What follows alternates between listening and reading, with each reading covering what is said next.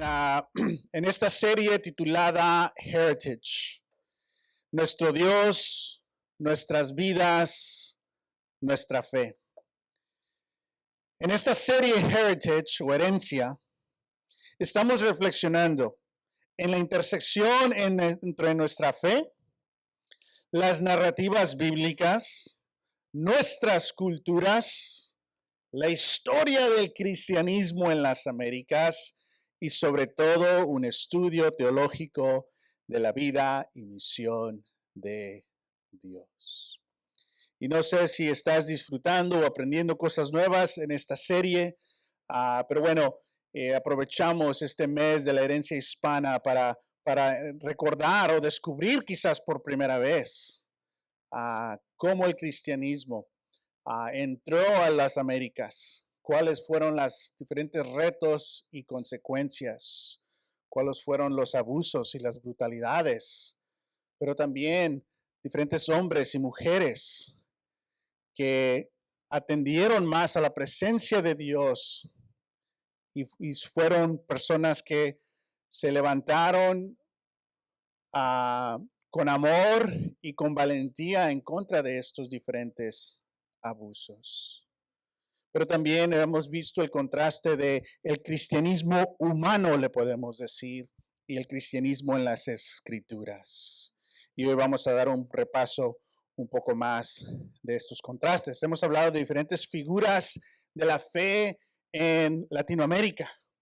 Usualmente en el cristianismo y especialmente en el cristianismo en Estados Unidos recibimos atención a diferentes héroes, mujeres y hombres de la fe, pero usualmente no son de las Américas. Y qué bueno que hay en otros continentes, pero en veces no tenemos mucha representación de ministros, teólogos, maestros dentro de nuestras culturas.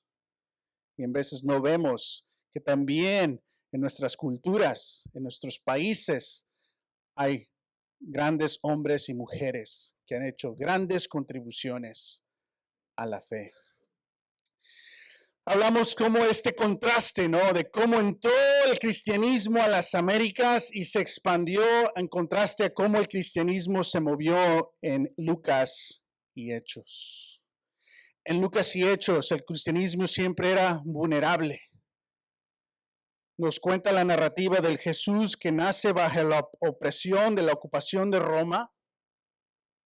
Y Jesús llega a su ministerio, les dice que se queden en Jerusalén después de la resurrección, porque el Espíritu los va a guiar y el Espíritu desciende en los apóstoles y comienza la iglesia y la iglesia empieza a viajar, cruzando fronteras, entrando a diferentes culturas, al punto de que en Hechos 28, cuando concluye Hechos, Pablo está encadenado en la capital del imperio Roma. Entonces vemos la vulnerabilidad de la iglesia en contraste del imperio. Tristemente, irónicamente, el cristianismo que entró en las Américas fue lo opuesto. El cristianismo en las escrituras borra fronteras y une a culturas. El cristianismo que entró a las Américas creó fronteras y dividió culturas. El cristianismo en la narrativa bíblica ayuda a los pobres y a los más necesitados y se les persigue por eso. En veces se les pone en la cárcel porque ayudaron al prójimo. Y gran parte del cristianismo de las Américas asociado con el poder de las monarquías abusa de los pobres. Y hay miles y miles de nuestras personas dentro de nuestras culturas que han decidido no creer en el cristianismo por los pecados y los abusos a los pueblos nativos. Y qué triste. ¿Se entiende? Es triste. Pero ¿qué tal si todas esas personas pudieran descubrir que ese no es el cristianismo? Que el fundador del cristianismo fue crucificado por el imperio. Que la iglesia fue perseguida por poderes. que el cristianismo en el Antiguo Testamento, el cristianismo en Hechos, ellos no robaban tierras, al contrario, las vendían para que todos tengan lo suficiente. Este es el cristianismo en las narrativas bíblicas, creando una nueva realidad social. Pero muchos de nosotros, sin querer queriendo, hemos sido formados no por los valores del reino, pero por los valores de imperio. Estamos ahorita en un tiempo en la humanidad donde el humano no consume para vivir. Ahora el humano vive para consumir, acumulando deudas a cosas que en un año ya no vas a usar, buscando más. El poder en nuestras culturas de la envidia. Compró casa y nosotros, carro y nosotros. Fíjate, y nos consume esta rivalidad que hemos heredado, pero también sido parte. Pero hay esperanza que podemos ser sanados, no de ser consumidores, pero fieles participantes. Que no vivimos para consumir, vivimos para servir a Dios, a nuestras familias, a nuestras comunidades, al prójimo. Todo esto es parte del cristianismo y tiene y debe haber un contraste obvio. Pero cuando no es obvio de los valores, hay un gran peligro. Entonces vimos todos estos contrastes. Hoy vamos a hablar un poquito más de la historia. Hablamos de la entrada de los españoles a la isla que ahora es la República Dominicana y Haití. Hablamos también de esta mujer, Sor Juana Inés de la Cruz, cuando ya ahora la Nueva España. Entonces nos movemos en la historia. Ahora entramos en esta Nueva España. Hay una revolución de independencia en la Nueva España. 10 años de guerra de los hijos de españoles contra la monarquía española, los pueblos nativos, y logran su independencia y nace México lindo y querido. Pero sabes que, y ese es el mapa de lo que fue México. Y solamente mantuvo su independencia de España como México 25 años. Y después hay una guerra contra Estados Unidos. Y no le vamos a entrar mucho a esa historia, pero entre más la estudias, ves los retos que hubo aquí. Pero la misma raíz, lo que se llama Manifest Destiny, o la doctrina del destino manifestado, y cómo influyó la expansión en lo que ahora es los Estados Unidos, pero también cómo influyó la fe de diferentes personas, y vamos a ver todo esto ahorita por partes. Primero hay que hablar de esto: Manifest Destiny, doctrina del destino manifestado. ¿Qué significa eso? Según estas creencias, los anglos eran el pueblo elegido, contemporáneo de Dios, que estaba destinado a apoderarse de los territorios americanos, de los habitantes nativos americanos y mexicanos de la tierra. Esos pueblos de piel más oscura eran los cananeos, the Canaanites, de hoy en día. Y como instancia verse a sí mismos como el Israel bíblico, los anglos tenían la sagrada responsabilidad de arriesgarlos de sus tierras y colonizarlos. Esta doctrina es un fruto de lo que iniciaron los españoles. Entonces la ironía, ¿no? Lo que iniciaron los españoles, después llega Nueva España, después se hace México, y después esa misma doctrina de conquistar, porque eres el elegido, afecta ahora lo que es México. No sé si entienden esa ironía. Pero esta es la idea de que cuando una nación se ve a sí misma como los elegidos y el nuevo Israel, y somos los llamados, y ves las escrituras del Antiguo Testamento, bueno, si Israel entró a diferentes tierras y lugares y la tierra prometida y conquistó y tomó posesión.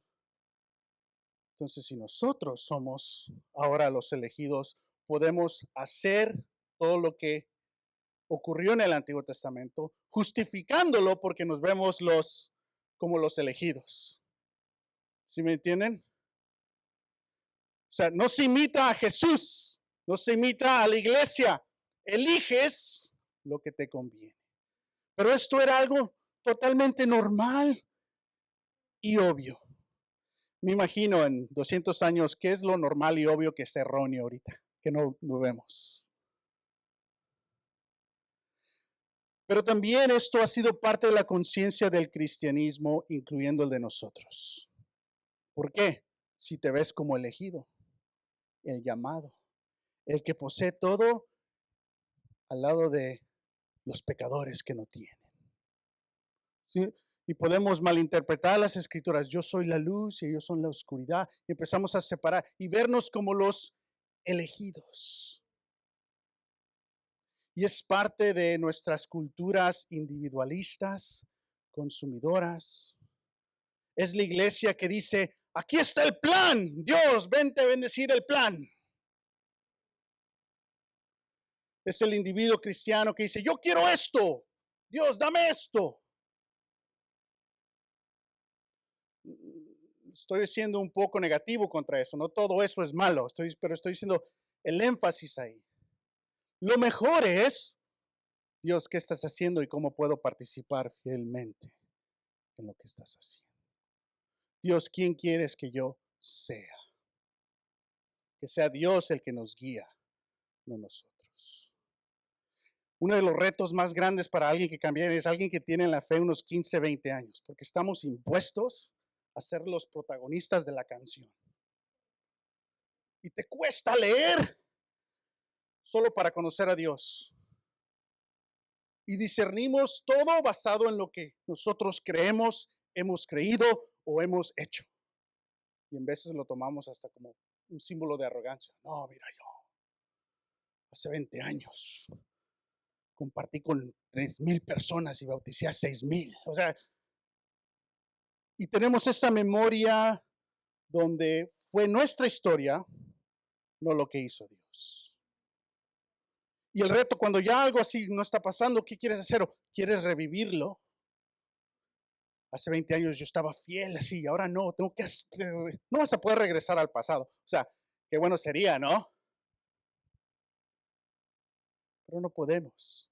Tenemos que ahora descubrir lo que Dios está haciendo actualmente. Entonces, esta doctrina no solamente es del pasado, todavía es parte de nuestra conciencia de una manera u otra, cuando nos vemos mejores que otras personas. Y bueno, esto desarrolló grandes problemas. Y el presidente de ese tiempo, James Polk, era el 11 presidente, pero había también un hombre que era parte del Congreso de los Estados Unidos, que después, años después, fue a ser presidente. Entonces, hay muchas personas dentro de los Estados Unidos que protestaron en contra de esta doctrina que abusaba de la gente, que aterrorizaba a los pueblos nativos, que robaba sus tierras en el nombre de Dios para civilizarlos, porque ustedes no la van a poder cuidar y nosotros sí. Entonces, podemos leer la historia de estos diferentes abusos. Esto no es de raza, no quiero malentender aquí. Esto no es los blancos en contra de los nativos, no, era una doctrina, era una mentalidad, era una filosofía, porque había muchos hermanos, hermanas, personas blancas que estaban en contra de estos. Héroes de este gran país, como Abraham Lincoln, un general que tuvo una carrera increíble, Ulysses Grant, hombres que vieron esta distorsión bíblica y estas malas prácticas y estuvieron en contra de estos abusos.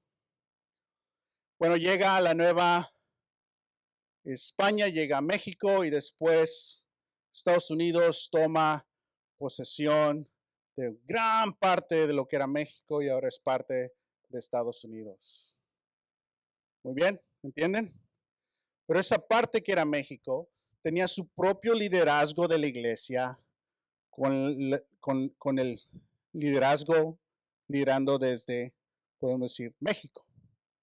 Y en una área ahora que se llama Nuevo México, lo que hicieron es corrieron a todos los obispos y padres mexicanos, porque ahora ya es de Estados Unidos. Y pusieron a un obispo francés que no tenía conocimiento del lenguaje, no tenía conocimiento de las culturas. Y él se empezó a educar sobre esta gente nativa y mexicana, pero lo que empezó a estudiar fueron las narrativas de diferentes soldados que abusaban de estas personas. Entonces, él se hace un líder espiritual lleno de prejuicios, que no entiende y no honra la cultura de la gente nativa. Y si tú en ese tiempo eres mexicano, hay esta guerra y ahora este territorio es de Estados Unidos, sí se te da la oportunidad de elegir ciudadanía estadounidense. Y que dices, no, pues que sigan invadiendo, ¿no? Un poquito para... Pero se les da la ciudadanía, se les promete, pero no se les dice cuándo la van a recibir. Y los títulos que tenían de sus tierras eran títulos basados en leyes mexicanas. Pero ahora ya no es México, ahora es Estados Unidos. Entonces se juntan dos cosas. Te prometemos ciudadanía, pero no sabemos cuándo te vamos a darla. Y los títulos de tu tierra ya no son válidos porque ya no es México. Entonces vamos a las cortes ante un juez para decidir si va a ser tierra tuya o tierra mía. Pero si no tienes los fondos y tienes esta presión financiera, ¿qué ocurre? Una manera legal de quitarle la tierra a gente nativa que ahora ya no es de ellos. Y ahora no tienes líderes espirituales que entienden tu cultura y que entienden tu lenguaje. Y tienes que entender que para esta gente mestiza de estas áreas como lo que ahora es Nuevo México, la fe era parte de todo tu día. El bautizo de bebé, la muerte en la iglesia, toda tu vida, todo matrimonio, todo era parte de tu, y ahora esa iglesia no te puede representar culturalmente en tu lenguaje y cuando tienes retos, ahora hablan inglés y francés. Todo esto está ocurriendo durante este tiempo. Voy a leer esta parte en inglés. Es una cita de la mentalidad que tenía esta persona. They pretentiously cling to their customs of their forefathers, hablando a la gente nativa y mexicana, and are becoming every year more and more impoverished. In short, they are morally, physically, and intellectually distanced in the great race of improvement, which is run in almost every quarter of the earth. But give them tortillas, frijoles, chile colorado. There's some truth here. To supply, but look how they're viewed, their animal wants for the day. And 7/10 of the Mexicans are satisfied. los ve como subhumanos, no humanos, refiriéndose a ellos como animales y bestias. Algunas de estas personas que se le está diciendo así, sus antepasados españoles, así vieron a otras personas. Entonces vemos este ciclo de racismo, de clasismo, continuando.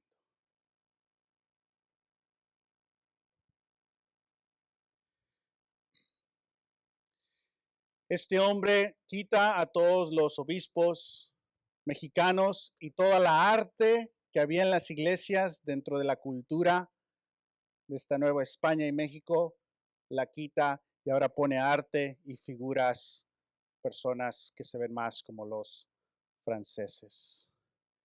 Y agarra a todos sus amigos que se vengan a tomar oficina a salvar a estos salvajes. Y algo muy triste aquí. Empiezan a tener diezmos obligatorios, súper costosos.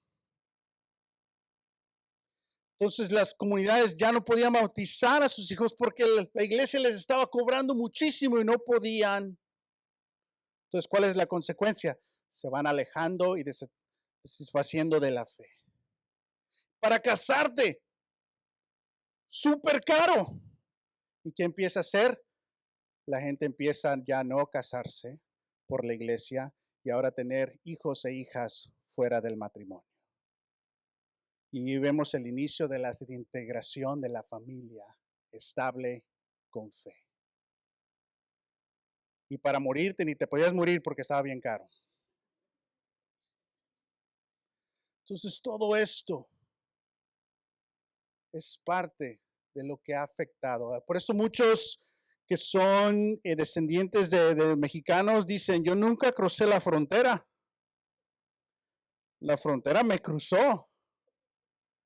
Y muchos de ellos, si no eras una gente rica, fácilmente perdías tus tierras.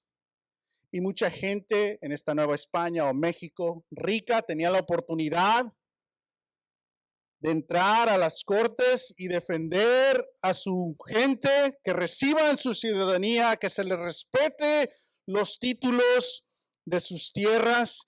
Y muchos lo hicieron, pero otros, mejor hay que crear esta mejor sociedad. Y se preocuparon más por asimilarse a esta nueva cultura de que ayudar a sus prójimos. Depende qué eliges para sobrevivir. Pero había un hombre y él persiguió al padre Martínez, y es del que vamos a hablar hoy. ¿Quién es este padre Martínez?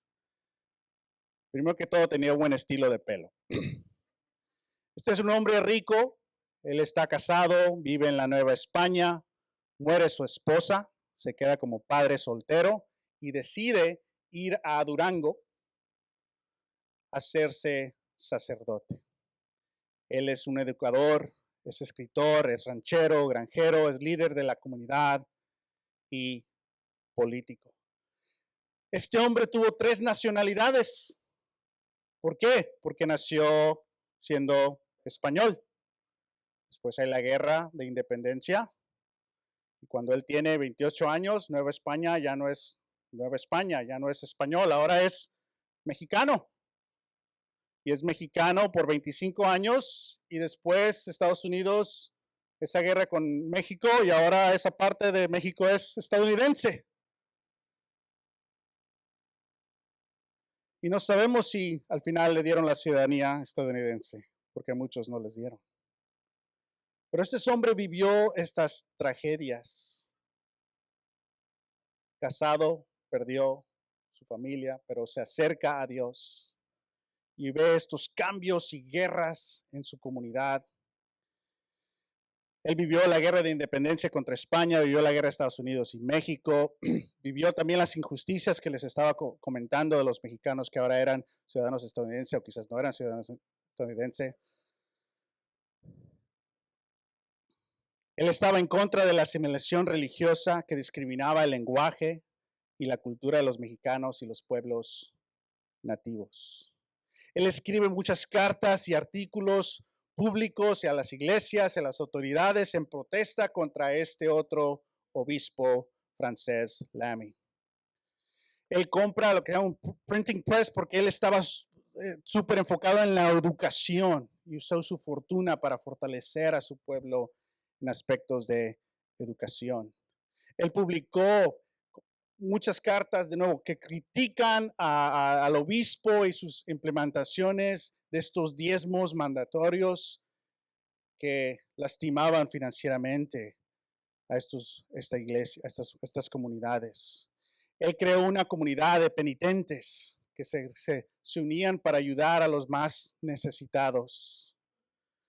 Y fue despedido por este obispo francés. Y ya no tenía la, entre comillas, autoridad de bautizar, de dar matrimonios o la Santa Sepultura dentro de esa iglesia oficial. Pero era como el Robin Hood. Él era el obispo de los pobres, del pueblo, y todavía siguió sirviendo a sus comunidades espiritualmente hablando sin ser oficial. Y la gente lo apreciaba muchísimo. Al final, cuando él muere, a la edad de 74 años, la comunidad lo entierra como un héroe, honrándolo, porque él pudo fácilmente con el dinero, el legado, la familia de donde era, asimilarse a esta nueva cultura y ser parte de esa monarquía religiosa.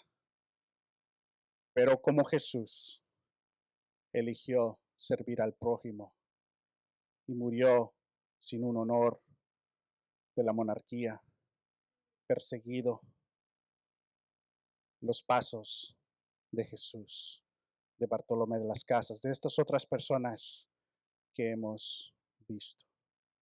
El dedicarte a Dios significa no tener ciertos satisfechos en nuestra sociedad. Es lo mismo que hizo Moisés. Él se pudo quedar en las cortes de Faraón, pero eligió salir y ser parte de los barrios de los hebreos. Entonces, continuamente vemos abusos de autoridad, un cristianismo que no es cristianismo, pero en ese contexto vemos a hombres y mujeres de fe. Quizás ahorita no estamos en un extremo así, pero hay injusticias.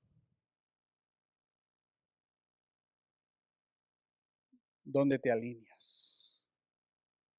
¿Dónde te enfocas? ¿Consumes o sirves? Vamos a leer Hechos 15. Todo ese contexto es importante para entender un poco más de Hechos 15. Y aquí vamos a terminar. Muy bien. Ok, un poquito de contexto. La iglesia está creciendo muchísimo en Hechos, al punto de que ahora hay más gentiles que son cristianos que judíos. Entonces, el cristiano gentiles de que no son judíos, tienen diferentes lenguajes, diferentes culturas, pero ahora ven este evangelio, lo escuchan, el Espíritu Santo los conmueve y se hacen cristianos. Al punto de que los gentiles eran más que los judíos dentro de las iglesias. Y estos cristianos originales, podemos decir los primeros, había un grupo dentro de ellos que decidió, estas personas no judías tienen que recibir las prácticas y rituales judíos para en verdad ser salvos. ¿Sí lo entienden? Es decir, no pueden ser salvos solamente con Jesús, tienen que ser judíos para ser salvos. Tienen que hablar inglés, bueno, ahorita. Versículo 1. Algunos que habían llegado de Judea y Antioquía se pusieron a enseñar a los hermanos: a menos que ustedes se circunciden conforme a la tradición de Moisés, no pueden ser ¿qué? Salvos. Esto provocó un altercado y un serio debate de Pablo y Bernabé con ellos. Entonces se decidió que Pablo y Bernabé y algunos otros creyentes subieran a Jerusalén para tratar este asunto con los apóstoles y los ancianos, enviados por la iglesia. Al pasar por Fenicia y Samaria, contaron cómo se habían convertido los gentiles. Estas noticias llenaron de alegría a todos los creyentes. Al llegar a Jerusalén, fueron muy bien recibidos, tanto por la iglesia como los apóstoles y los ancianos, y a quienes informaron de todo lo que Dios había hecho por medio de ellos. Entonces intervinieron algunos creyentes que pertenecían a la secta de los fariseos y afirmaron: es necesario circuncidar a los gentiles y exigirles que obedezcan la ley de Moisés. Yo me los imagino a estos hombres con buenas intenciones, pero con una teología errónea. Y no sé si entiendes, pero vemos mucha similitud entre, para ser cristiano tienes que ser español salvaje nativo, ¿no? Para ser cristiano tienes que ser más americano, salvaje, comelón de tortillas, mexicano. Entonces vemos mucha similitud del que se interpreta a sí mismo como la autoridad, quiere que todos sean como ellos. Pero vemos todo lo opuesto en el reino de Dios. El Espíritu Santo, sin permiso de los apóstoles, ya estaba salvando a los gentiles. De hecho, en Hechos 10, Dios le dice a Pedro: Pedro, ve a la casa del centurión, de este hombre. Y Pedro dice: no, es que yo soy judío y él es gentil, yo no puedo entrar a la casa de esa gente no limpia. Tiene que tener 3 visiones.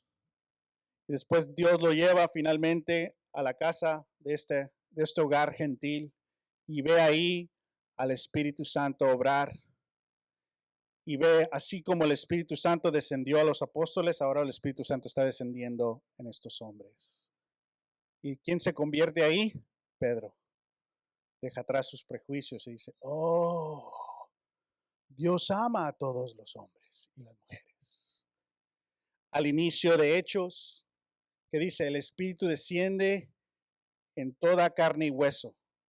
No dicen solamente los hombres, para que le enseñen a las mujeres. No, desde el inicio era todas personas. Y nos habla de hombres y mujeres que profetizan, dándonos una nueva visión de una comunidad de mutualidad, que ha sido muy mal entendida. Sería otro día. Versículo 6, los apóstoles y los ancianos se reunieron para examinar este asunto. Después de una larga discusión, Pedro tomó la palabra. Pedro ya había sido convertido por segunda y tercera vez para entender la voluntad de Dios. Es el sentido de convertido. Hermanos, ustedes saben que desde un principio Dios me escogió de entre ustedes para que por mi propia boca los gentiles oyeran el mensaje del evangelio y creyeran. Dios, que conoce el corazón humano. Amén. Mostró que los acepta, dándoles el Espíritu Santo lo mismo que a nosotros. Esta era la teología de este padre francés. Esta era la teología de los españoles que llegaron, pero profetizaron cristianismo. Pero era esto. Uno puede profetizar cristianismo, lo que tú quieras. Todos podemos decir que somos lo que sea, pero ¿cómo vives? ¿Cómo practicas? ¿Cómo tomas decisiones? ¿Cómo están tus relaciones? ¿Son de respeto? ¿De amor? ¿De servitud? ¿Hay generosidad? ¿Hay bondad? ¿Te gusta hablar o escuchar? ¿Cuál es? Vemos el énfasis, lo que Dios está formando. Y tengan cuidado, tengamos todos cuidado, porque hemos heredado cristianismos incompletos, teologías incompletas, y en veces nos hacemos más afiliados a las prácticas y culturas de iglesias más que a la narrativa bíblica.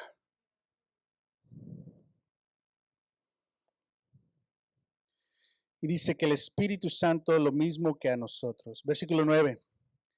Sin hacer distinción alguna entre nosotros y ellos. ¡Wow!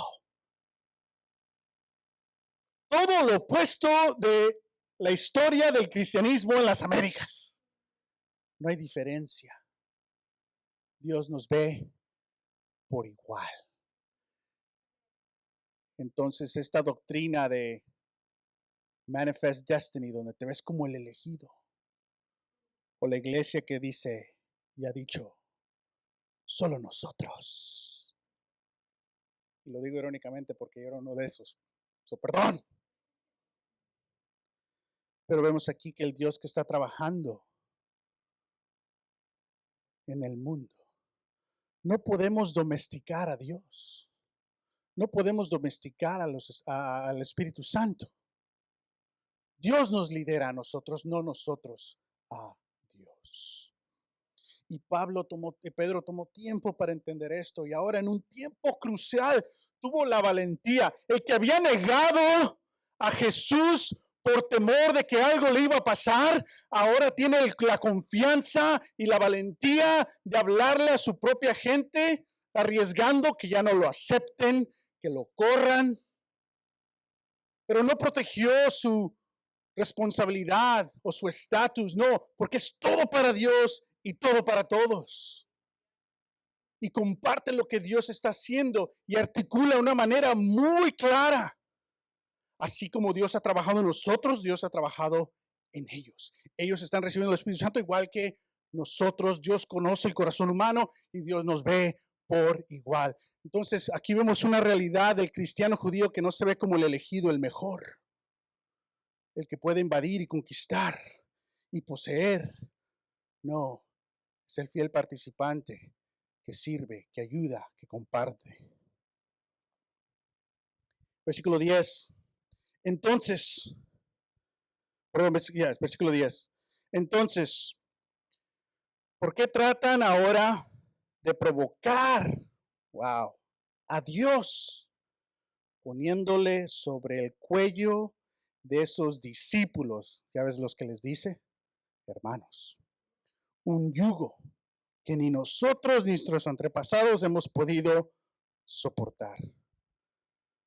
No puede ser. Vemos aquí la pasión de Pedro. Más bien, fíjate lo que dice, como ellos creemos que somos salvos por la gracia de nuestro Señor Jesús. Sí, lo que acaba de decir, dice, nosotros estamos siendo salvos como ellos. ¿Sí entiendes lo que acaba de decir? No está diciendo ellos están siendo salvos como nosotros. Porque Pedro ahora ya vive en un mundo plano de igualdad y ve con humildad. Imagínate en este ejemplo que hemos visto de la historia, si este obispo francés hubiese visto la dignidad de los nativos, estos nuevos americanos mexicanos. Imagínate si este obispo no hubiese corrido a los obispos mexicanos, pero diciendo, ustedes tienen la conexión cultural y lenguaje. Imagínate si esta iglesia que tenía conexiones con las autoridades hubiera dicho, no, esto es injusto, no les quiten sus tierras y sus leyes. ¿Qué hubiera pasado? Tuviéramos las crisis que tenemos ahorita en fronterizas y cosas así, hubiese sido posiblemente diferente. ¿Qué hubiese hecho si estas personas con autoridad no se vieran como los elegidos, pero si fueran en verdad cristianos? honrando lo que Dios honra. Que fuese sido. Cerramos en el versículo 12. Toda la asamblea guardó silencio. No, pues, ¿qué le vas a decir? Para escuchar a Bernabé y a Pablo, que les contaron las señales y los prodigios que Dios había hecho por medio de ellos entre los gentiles. Cuando terminaron, Jacobo tomó la palabra y dijo: hermanos, escúchenme. Simón, no Simón, pero Simón, o sea, la persona, Simón, nos ha expuesto como Dios desde el principio tuvo a bien escoger entre los gentiles un pueblo para honra en su nombre. Con esto concerdan las palabras del profeta. Y ahora cita a Amos en el capítulo 9. Nos vamos a brincar al versículo 19. Por lo tanto, yo considero que debemos dejar de ponerles trabas a los gentiles que se convierten a Dios. Más bien debemos escribirles que se abstengan de la carne de animales, pero que se abstengan del contaminio de los ídolos, de la inmoralidad sexual, de la carne de animales estrangulados y de sangre. En efecto, desde tiempo de antiguos de Moisés y siempre ha tenido en cada ciudad quienes lo predique y lo que han en las sinagogas todos los sábados. Es decir, que la ley ya está trabajando, Dios ya estaba trabajando, todos conocen un poquito, ahora hay que ayudarles y honrarlos. Después se decide este grupo que toma decisiones de la iglesia, porque no hay un líder central, hay una comunidad que toma decisiones. Y deciden escribir esta carta diciéndole: hermanos, Dios está con ustedes, somos unos, pero aquí están estas convicciones que son muy importantes. Vamos a cerrar en el versículo 24. Nos hemos enterado de que algunos de nuestros, sin nuestra autorización, los han inquietado a ustedes, alarmándoles con lo que han dicho. Así que, de común acuerdo, hemos decidido escoger a los hombres y enviarlos a ustedes con nuestros queridos hermanos Pablo y Bernabé, quienes han arriesgado su vida por el nombre de nuestro Señor Jesucristo. Por tanto, les enviamos a Judas y a Silas para que les confirmen personalmente lo que les escribimos. Y me encanta aquí el esfuerzo para que estos cristianos gentiles entiendan y se sientan totalmente parte de. Porque ningún cristiano en una iglesia debe ser cristiano de segunda clase. Porque ningún grupo ni una cultura debe ser excluido de la vida de la iglesia por sus culturas o por su lenguaje. Y todavía estamos en los Estados Unidos, el segundo país donde más se habla español en los Estados Unidos. Y aún solamente tenemos 10 parejas, dedicadas al tiempo completo, liderando iglesias en español dentro de nuestras iglesias. En todo Estados Unidos, solamente 10. Que solamente 4 de nuestras iglesias de nuestra confraternidad tienen ministros dedicados a ministerios español. Nueva York, Boston, Miami y mitad de las regiones en Los Ángeles. Que lo que tenemos es especial y hemos pasado 27 años para llegar a un punto de estabilidad. Tomemos esta inclusión. ¿Te imaginas los gentiles cómo recibieron esta carta? ¿Te imaginas cómo invirtieron sus vidas en Dios, en la comunidad? Se entregaron, la alegría que podemos ser cristianos dentro de nuestra cultura y dentro de nuestro lenguaje. Que se ven vistos y valorados por Dios, pero también por la iglesia. Y se hacen propietarios, en el buen sentido de la palabra, de esta comunidad. Y ya lo dije 4 veces, pero sí terminamos aquí. Versículo 28, uno de los pasajes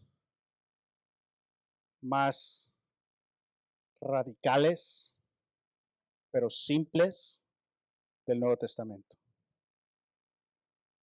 Dice aquí, nos pareció bien al Espíritu Santo y a nosotros no imponerles a ustedes ninguna carga aparte de los siguientes requisitos. O si hay requisitos y se los dijeron. Tenemos que ser una comunidad donde no hay abuso en relaciones, no hay inmoralidades, hay respeto.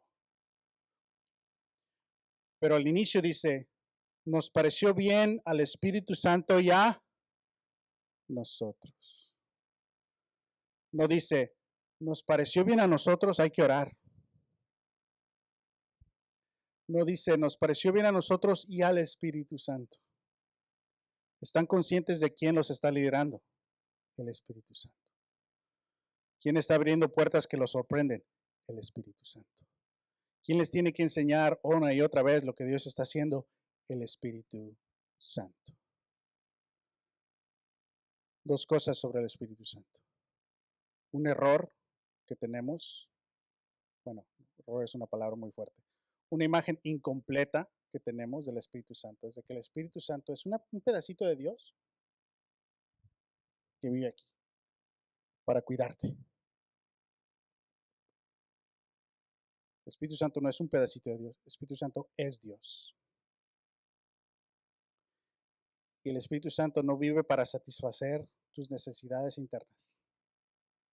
Constantemente en Hechos, el Espíritu Santo le importa más liderar la comunidad más que un individuo. Porque si la comunidad está bien, todo individuo puede estar bien. Es decir, que culturalmente en nuestro mundo individualista hemos reducido al Espíritu Santo.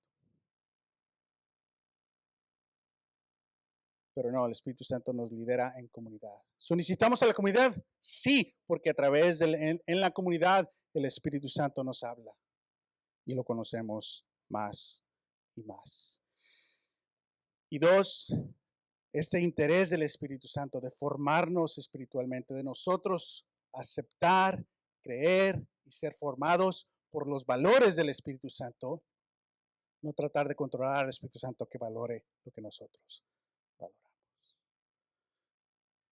Todo esto vemos claramente el contraste. Hechos 15 y este cristianismo en lo que fue por corto tiempo México y después se fue a Estados Unidos.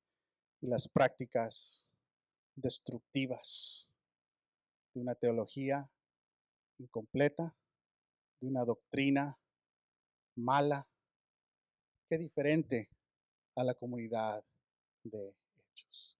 Que no nos forme imperio, que nos forme Dios, su reino, que nos lidere el Espíritu Santo, no nuestro egoísmo. Amén. ¿Qué has aprendido hoy? ¿Qué te ha retado hoy? ¿Qué te ha conmovido hoy? Pongámonos de pie, vamos a cantar una canción más y terminar nuestro servicio.